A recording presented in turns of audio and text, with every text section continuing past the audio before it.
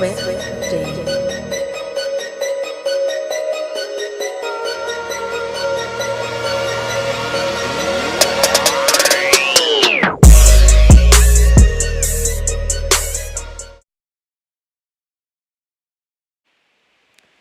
What's up, guys? So, I have another topic.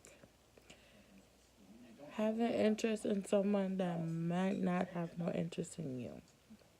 So,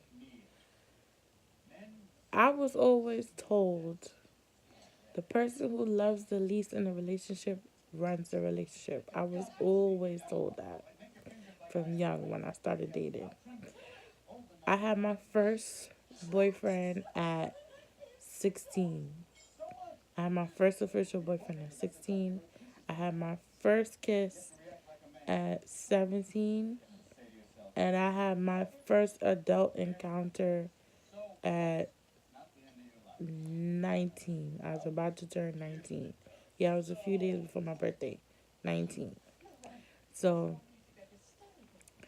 in all of my relationships, I believed I have loved the most. With the exception of two relationships where I loved the least in those relationships. But in all four of my serious relationships, I was serious. I was the person that loved the most, except for two.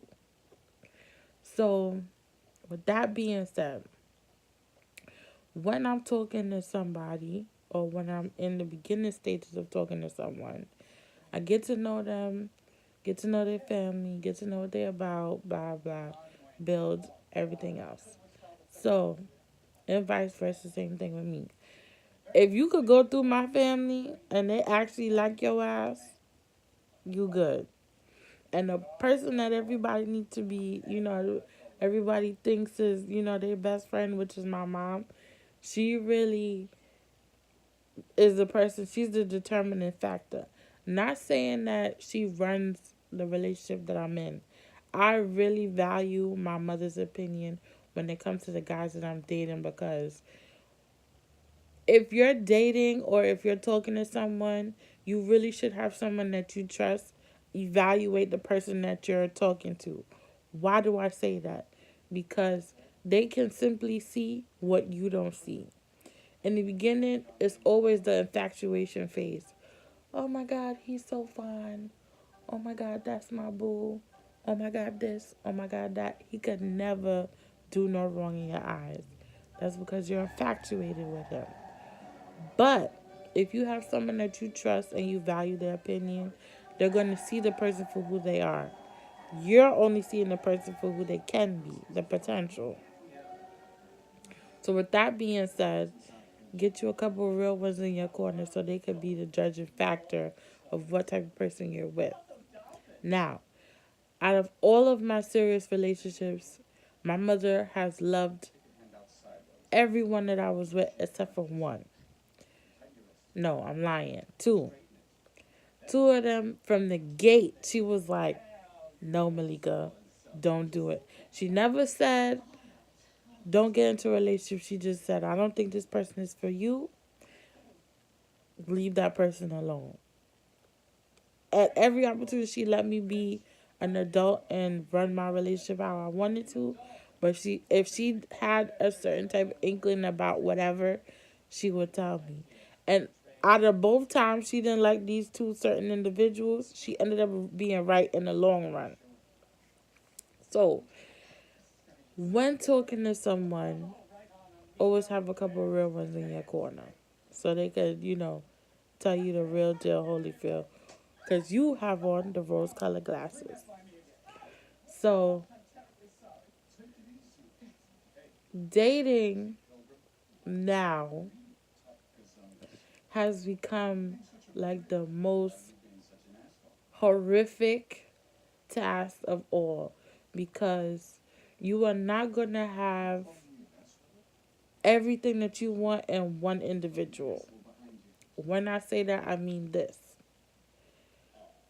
If you have a list of things that you want a person to be like, i.e., He has to have a car. He has to have his own house or apartment. He has to have no kids if that's your preference. He has to be 6'7" or 7 feet tall, 180 pounds, whatever. Dark skin, light skin, brown skin, however, light brown eyes, whatever your list is. Realistically, you're not going to get all of that. You're going to get the basics. So, sometimes who you like is not going to be in the package that you want it to be in. For example, my first serious relationship where it was leading towards marriage and children, he didn't come in a package that I wanted him to come in. He came in the package of we started off as friends and then it went to a relationship. It was the most blissful relationship I was ever in because we both knew each other. We both knew what we liked. We both loved each other's families. And we started off as friends. He wasn't the most sexiest man on the planet. And he wasn't the most, you know, financially stable person on the planet. But he was mine. And I was comfortable with him. And it worked out. Well, it worked out for that time period because we're not together now. But in that relationship, in the beginning, I loved the least. Right? So that's the correlation. And my second serious relationship, I love the most. Being that I gave so much of myself that I forgot who I was. I forgot what my purpose was. I was just doing everything and anything to satisfy this person, to make sure that person was good.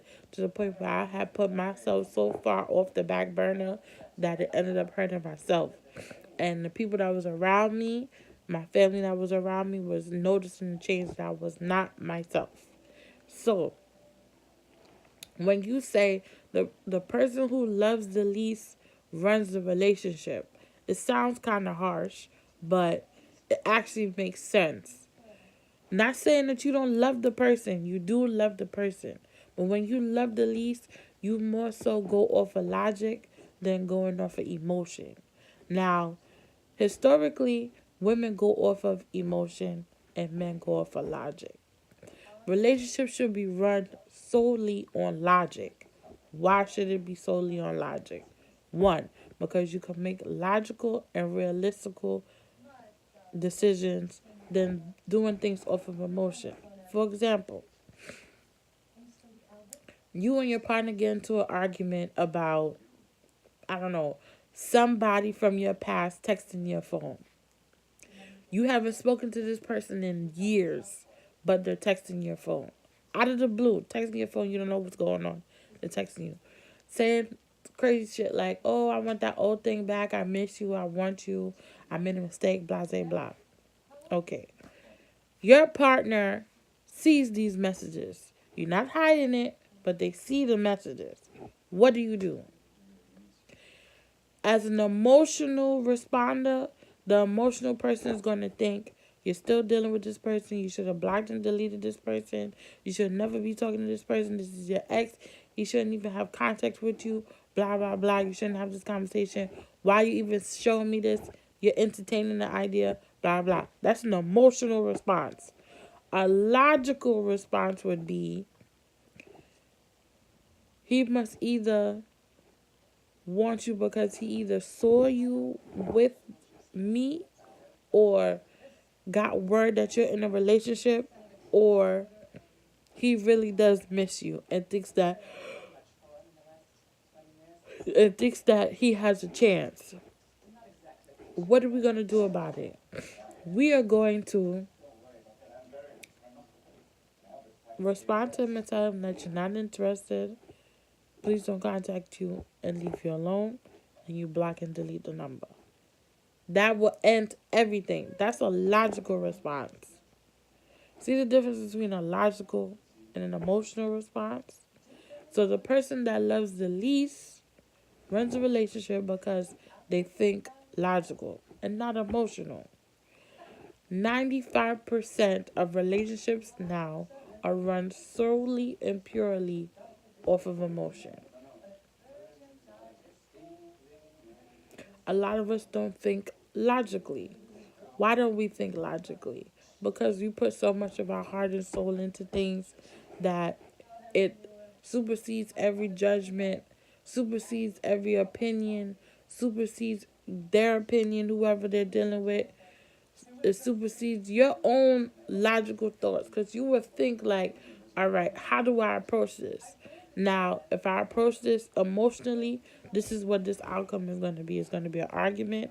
It's going to be a drawn out thing. We don't know if we're going to get through it. We don't know if we're going to be able to get over it. It's just going to be a sticky situation. If you think logically and deal with it logically, you have a problem and you'll have a solution and you'll have a resolution and you'll have a plan on how to prevent it in the future. A lot of people's not going to think that way. But it's in the best interest, if you're dealing with somebody, to have that. Think logical. Think rational. Well, not really rational. You could be rational in certain things, but it's better to think logical. Here's another example. If you're talking to someone, and this is from personal experience, if you're talking to someone and the person sees you on Instagram and the person sees that you're with a group of friends, maybe a mixed crowd, co-ed, and one of your male friends takes a picture or video and they're either hugging you or they give you a kiss on the forehead. Something like that looks like it's a little overly affectionate, but it's really not. That's your friend, that's your homeboy, whatever. He's just whatever. He's just being him. And there's no boundaries across. A person that's emotional is going to see that and say, who's this person and why are they all up on you and blah, blah. A logical person is going to respond, it's not what it looks like. Take your feelings out of it. It's not that deep. Now, an emotional person is going to go crazy and try to say, you dealing with this person, this, that, and the third, is going to create a problem. So it's best that you just think logical. And always remember, the person who loves the least in the relationship runs the relationship. Doesn't say that you don't love them. You just love them to the point where you're not an emotional reactor or an emotional thinker. You're more logical in the things that you do. So, that's it, guys. I'm getting tired. It is now 6:18 in the morning. And on that note, I'll see you guys in my next one. Bye! Swift Day.